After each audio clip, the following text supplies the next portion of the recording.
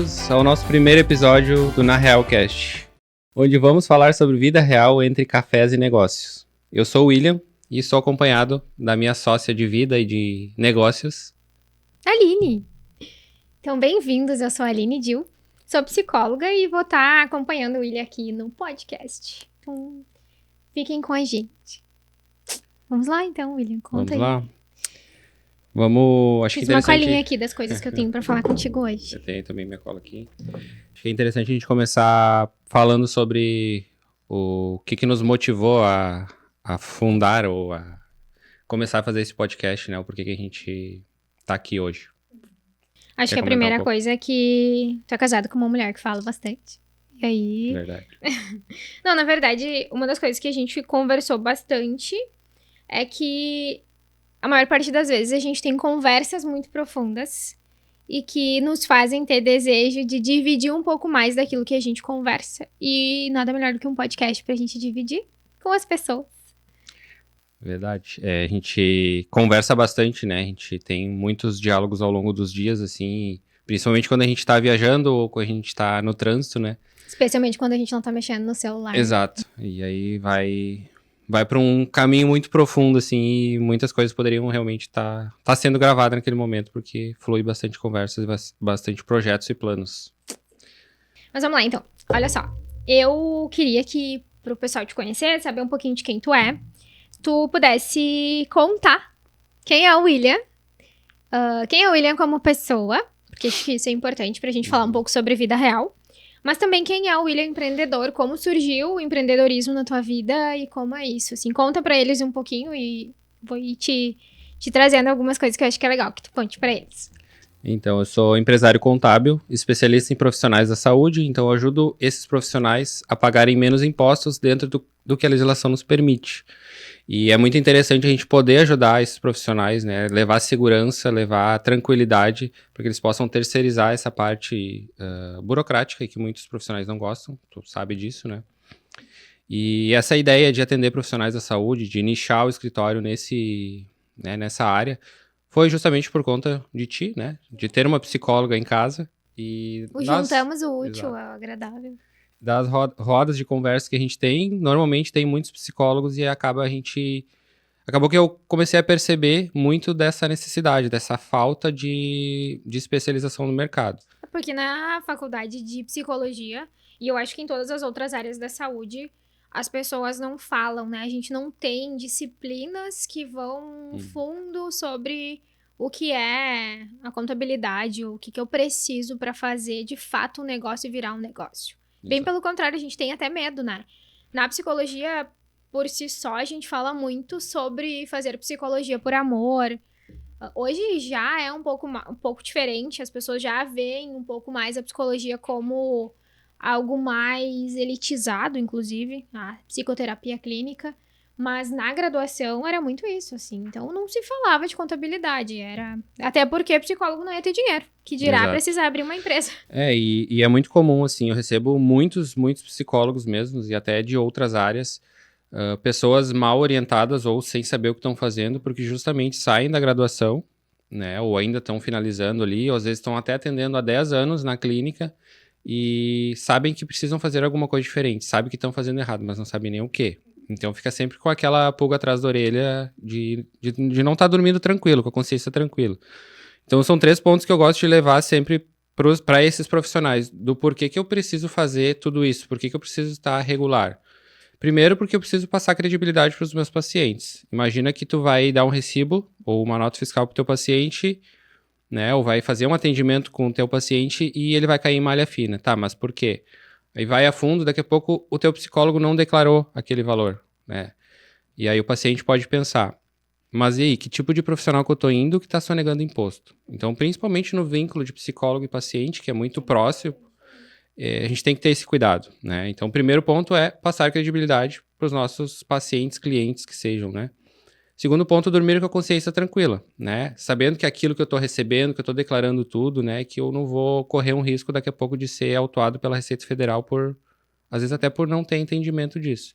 E o terceiro, poder comprovar renda, né? Então, a gente sabe que tem muitos profissionais que atuam há muito tempo faturam bem e muitas vezes não declaram. E aí só se dão conta e só vê a necessidade de fato de fazer isso quando precisam comprovar renda. Vão financiar um imóvel, vão financiar um carro, e aí não tem como comprovar porque nunca declarou nada.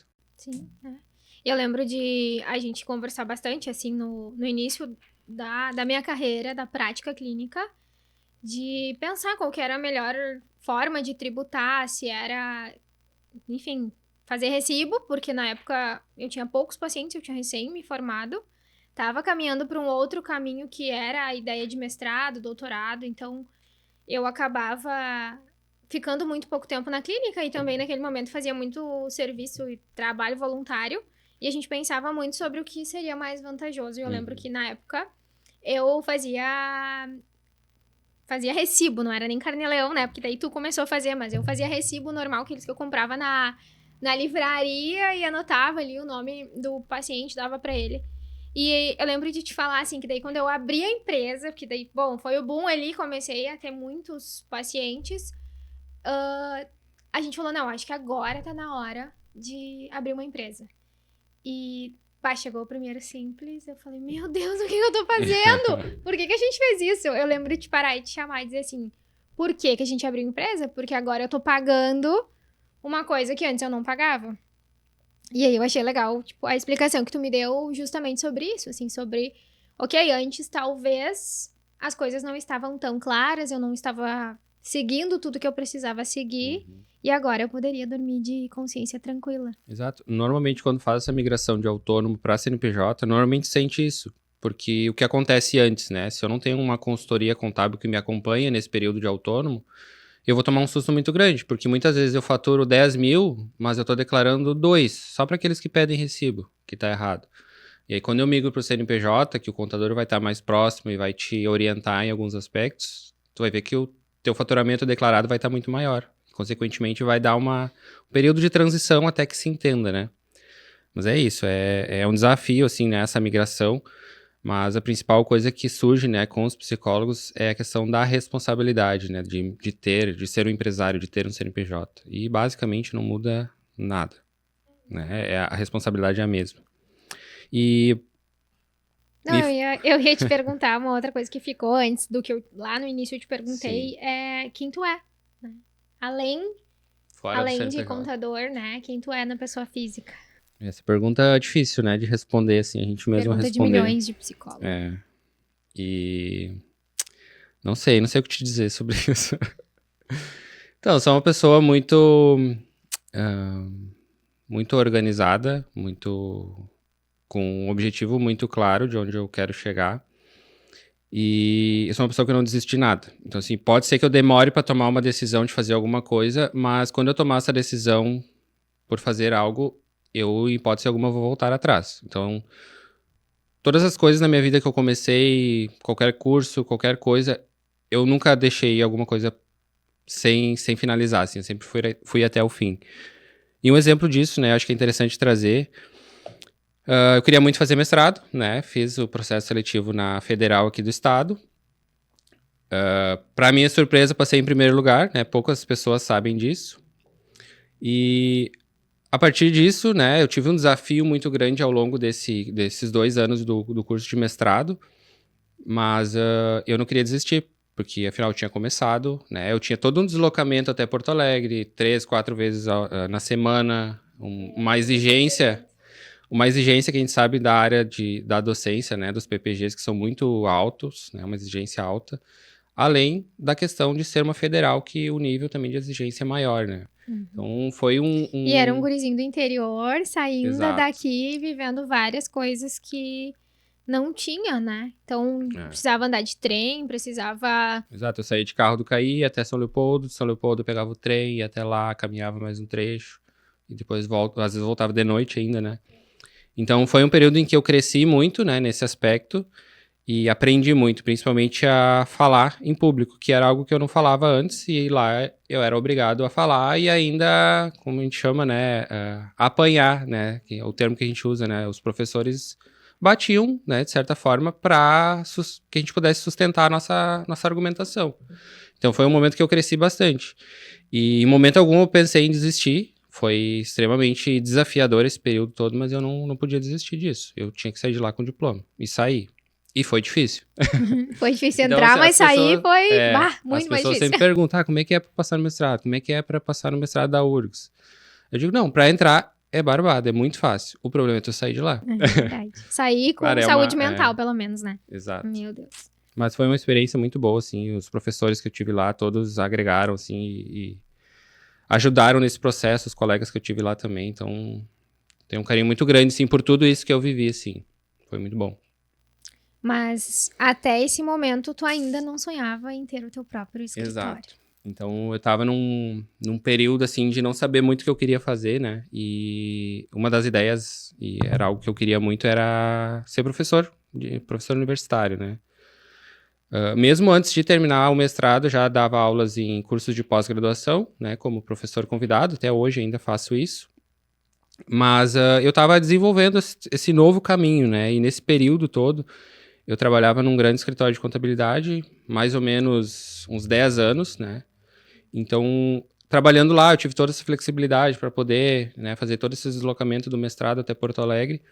E a partir disso, concluí o mestrado, chegou num ponto que, tá, e agora? Não consegui uma vaga para dar aula, tinha oportunidades, mas, né, tem todo um equilíbrio ali na balança pra gente decidir, de tomar decisão ou que eu não. acho que assim como a graduação, o mestrado, que, né, nós dois fizemos e, enfim, o mercado de trabalho é assim, é igual o resto. Eles pedem experiência, mas não dão oportunidade de início, né? Então, Exato. precisava de muitos critérios para passar numa seleção.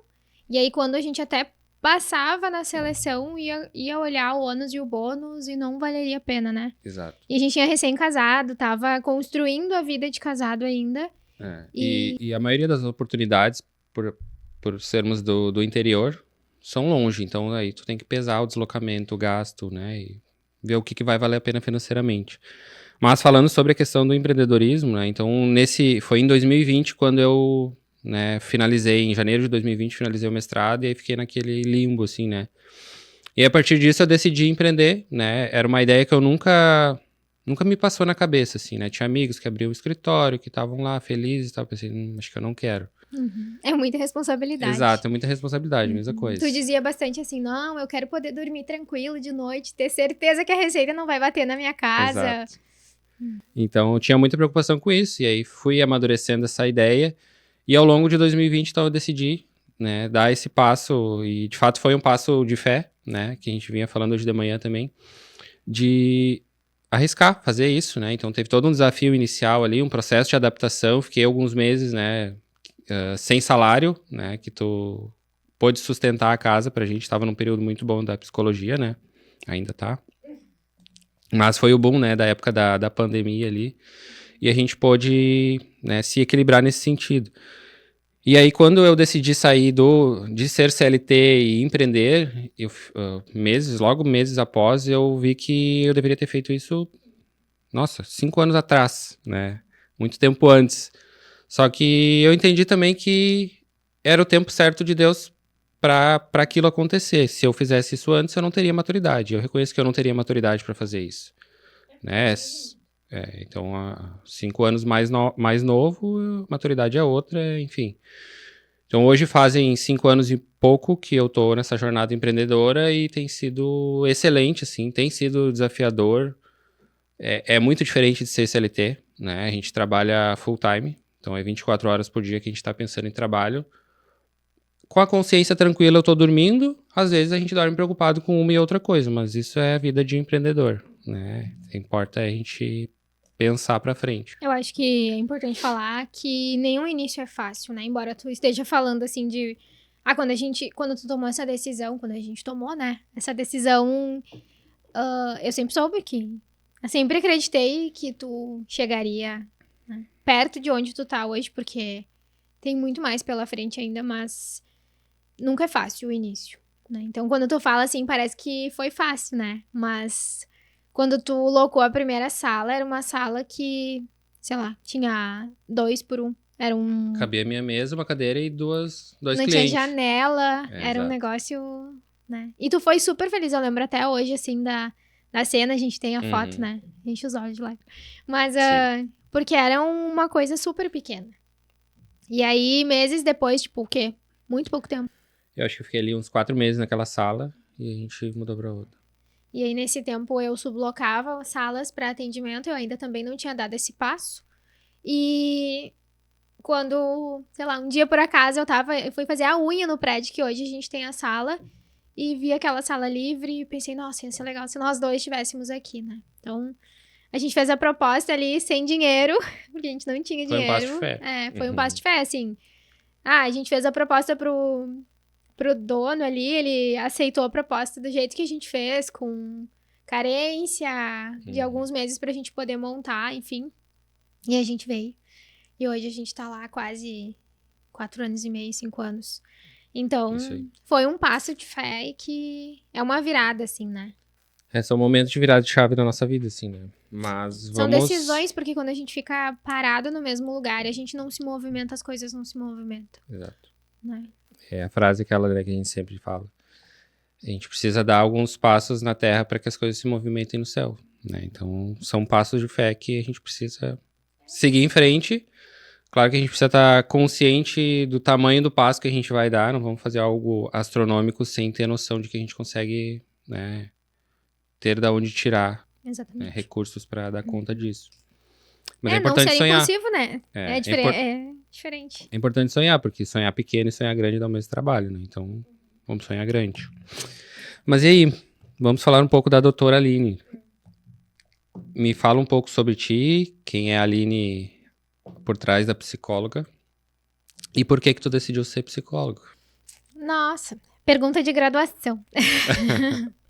Aquela resposta, assim, eu lembro dessa pergunta, era, por que tu tá aqui no primeiro semestre? Não faço Era ideia. assim, não, todas as respostas de todos os colegas eram assim. Não, é que assim, ó, meu tio tinha um problema, minha mãe tinha um problema, ou eu sempre fui a amiga que tava lá pra dar conselhos, enfim. Mas na verdade, não. Eu escolhi ser psicóloga, eu sempre soube, assim. Eu vou chorar daí. Não, mas eu escolhi ser psicóloga porque eu sempre brinquei, né? A gente brinca quando a gente é criança de várias coisas. E eu lembro de eu brincar de uma coisa que parecia ser secretária, assim, algo nesse sentido. Porque eu ficava sentada numa mesa, aí eu falava com pessoas. Essa era a minha brincadeira preferida. Eu lembro da cena, assim, né? A gente tem memórias emocionais. Aí essa é a minha memória da infância de estar sentada numa mesa, assim, na casa antiga que nem existe mais, dos meus pais. E eu atendia telefone, eu falava com as pessoas, eu ajudava as pessoas. E aí, quando eu tinha ali por volta de 8 anos, eu tive um acidente na família, na família não, né, mas a minha melhor amiga morreu atropelada e foi o caos da minha vida, assim, né? E nesse momento foi quando eu fui pra terapia pela primeira vez. E aí foi um homem que eu não sei nem o nome dele hoje. Eu lembro que era em São Leopoldo e que eu ia e brincava muito. Era muito legal, assim. Possivelmente ele era um psicanalista, pela forma que ele trabalhava, assim, né? Mas eu lembro de jogar videogame, de brincar. Melhor hora da semana. Era a melhor hora da semana.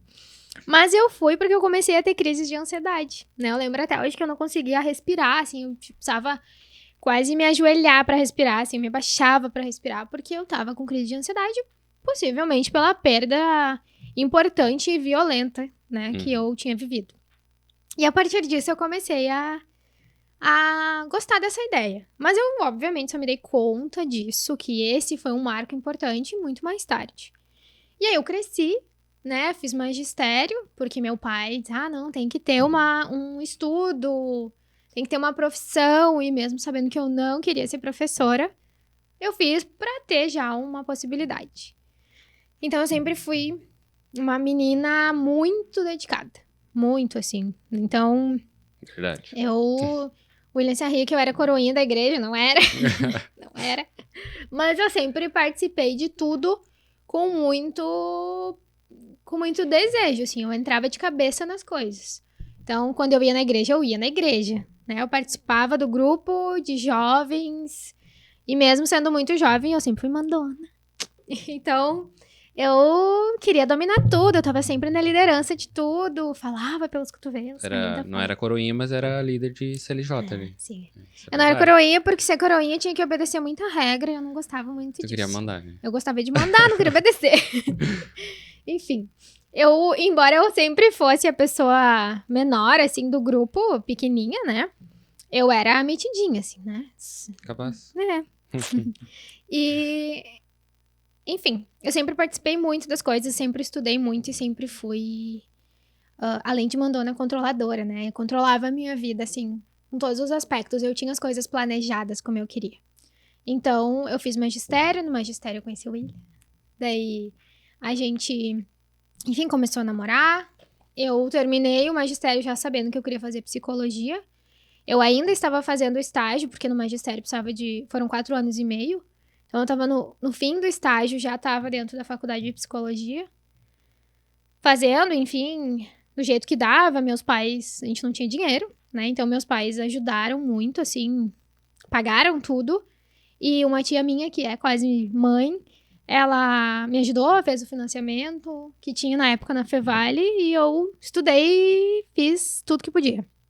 E não trabalhei grande parte da graduação, porque o curso de psicologia não me permitia, porque naquela época não tinha só noturno, então era tarde, vespertina e noite.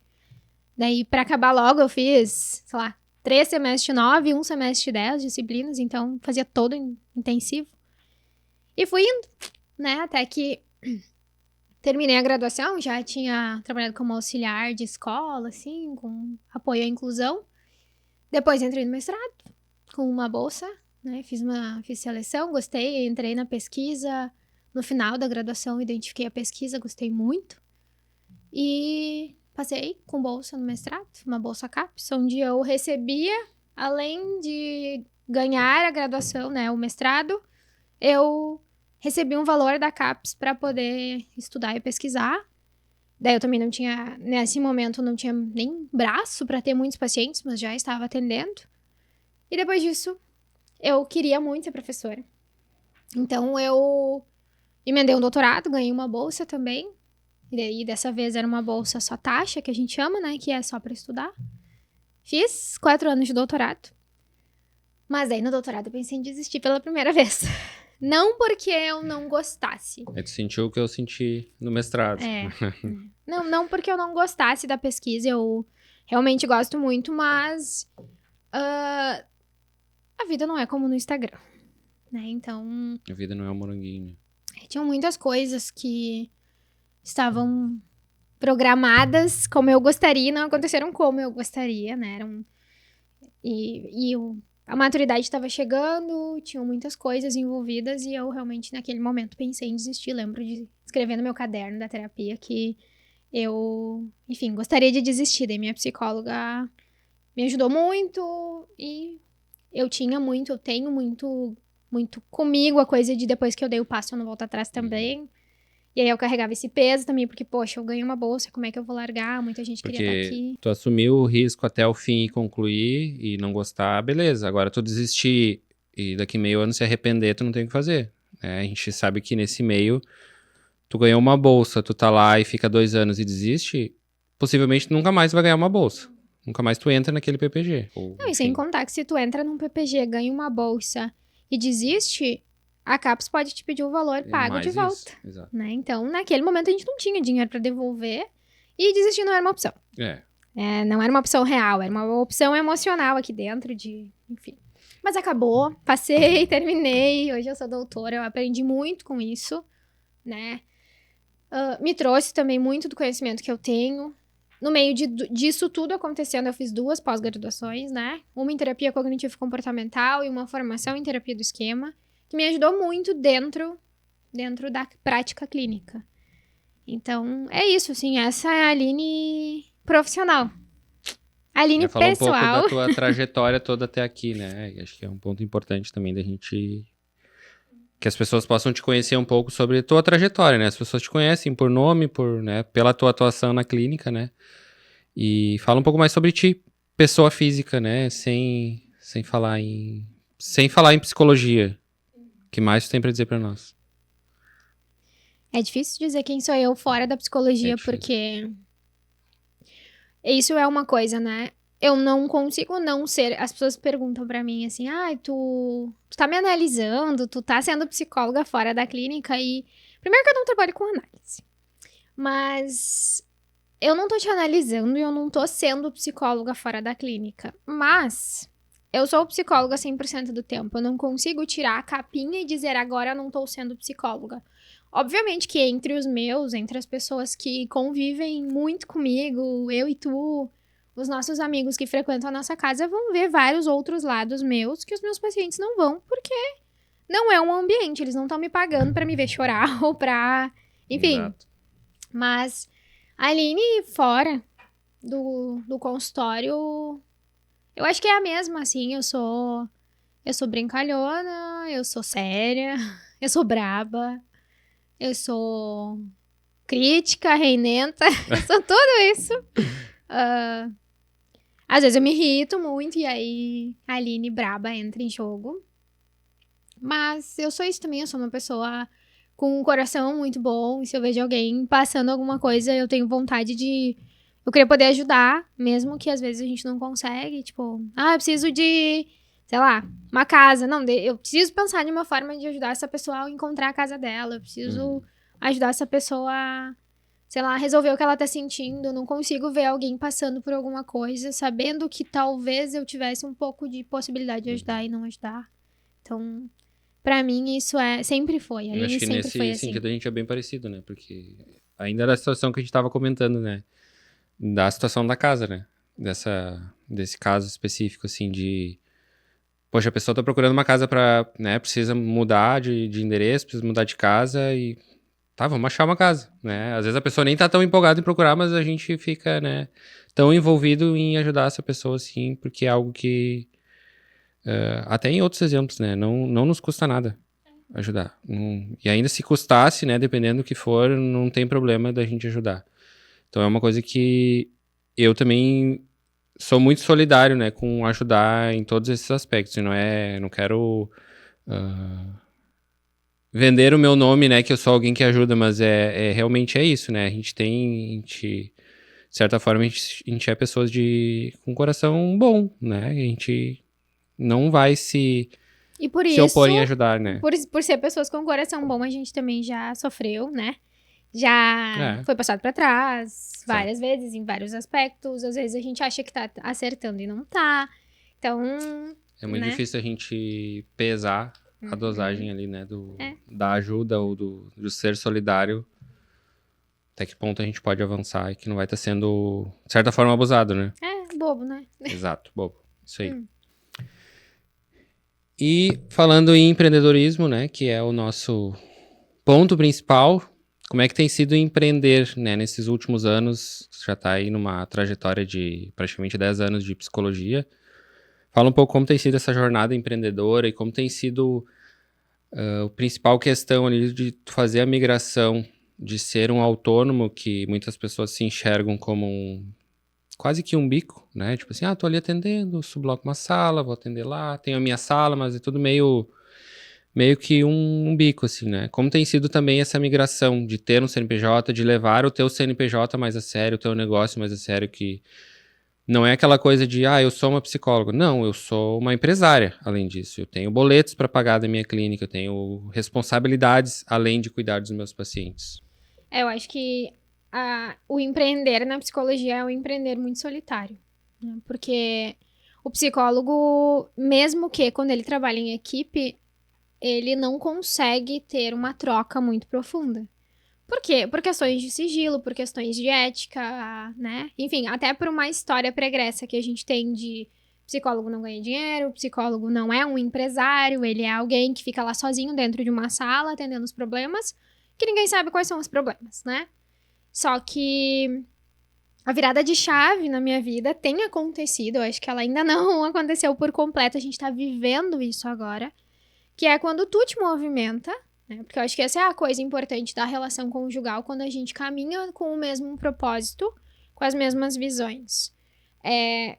A gente, alinhados, um reflete no outro. Sempre, né? Eu falo pros meus pacientes que nós somos como espelhos. a gente reflete o tempo inteiro. Então, a pessoa que eu mais reflito é a pessoa que tá comigo. E é quem mais reflete em mim. Então, se eu não tô bem, se eu não tô alinhado, se eu não sei o que eu quero, eu vou refletir no meu parceiro e vice-versa.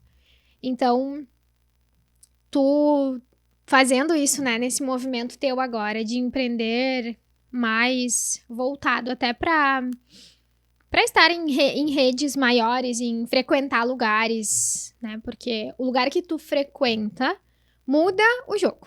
Exato. Né? Então, a gente tem... O Johnny sempre fala que a ambiência muda a frequência. Né? Então, é isso. A virada de chave na minha vida está acontecendo por te acompanhar nisso. Né? Por ver o teu movimento de um guri que saiu aqui do interior pra ir fazer tudo que tu faz, pra ir lá pra URGS, pegar ônibus, enfim. E agora tá indo pra São Paulo uma vez por mês, 2 vezes por mês, pra frequentar ambientes, né? Dando a cara a tapa mesmo que a gente não esteja rico, não esteja faturando milhões ainda. Mas, enfim, te experimentando e tentando ver também como ajudar as pessoas que estão ao nosso redor. Né? Eu acho que a virada de chave é algo importante, assim, na nossa trajetória, né, enquanto empresário, porque, para mim, né, tá ainda em processo, né, dessa transição toda, né, mas em novembro de 24, né, do ano passado, foi que eu comecei a fazer parte dessa liga, né, da Mentor League Society, que é a maior liga de empresários do Brasil. Então, estando perto do Johnny e da Carla, que de fato é uma mentoria, né, então a gente tem esse acompanhamento muito próximo e são coisas, às vezes até óbvias, que a gente acaba não fazendo, ou a gente acaba não pensando, né? E acho que o objetivo de tudo isso é a gente poder pensar fora da bolha. E a gente tem um campo muito grande para explorar, né? Enquanto empresário contábil e não... Por isso que não se usa tanto o termo contador e mais empresário contábil, da gente pensar que a gente é um empresário, que a gente pode muito mais do que ficar gerando guias e DARFs, né? E o que me chamou muita atenção nesse momento da vida em que tu começa a frequentar a liga e, enfim, que tu dá esse passo, que eu lembro até hoje tu me ligar e dizer, amor, eu tô num evento, o cara quer vender e é um negócio que eu vou pagar tanto por mês. Eu, meu Deus, mas como que tu vai pagar isso, né? Não, mas vai dar certo. Tá bom, então vamos ver? E aí tu começa esse movimento e o que mais me chama a atenção, e aí é isso também que teve essa virada de chave que eu pensei, é isso que eu quero pra mim também, é que as pessoas nesse ambiente que tu começou a frequentar, óbvio, falavam coisas que a gente já sabia, que eram óbvias, e que muitas dessas coisas, né, sei lá, até coach falava, né, que é o que psicólogo e coach tem aquela coisa. Mas assim, era na verdade a transparência e a humildade de todo mundo que tava lá pra conversar. Porque, de novo, a psicologia é muito solitária. E lá vocês falavam abertamente, falam abertamente, quanto que tu fatura?